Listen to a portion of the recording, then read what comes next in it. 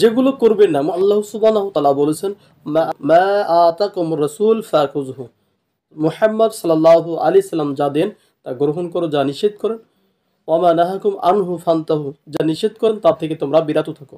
সেভাবেই আমরা চেষ্টা করব যে এই কাজগুলো পরিহার করা। সেটা হলো, আপনি ওয়াহেতু যে কোনো জিনিস, টাকা পয়সা অন্য কিছু অপচয় করবেন না। বিজাতীয় কোনো সভ্যতা অনুকরণ করবেন না, চাই সে অভিবাদনের ক্ষেত্রে হোক, অর্থ নষ্টর দিকে হোক। পুরুষ এবং মহিলা, মহিলার বেশ ধারণকারী পুরুষ আর পুরুষের বেশ ধারণকারী মহিলা, এভাবে আপনি পোশাক পরিচ্ছদ, হাতাহাত এবং হাঁটা চলাফেরা করবেন না।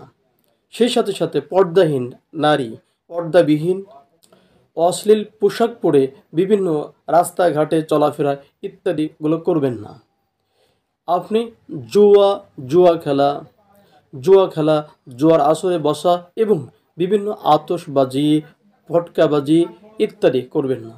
এরকম শত শত বিষয় রয়েছে যেগুলো আমরা সরাসরি জড়িত।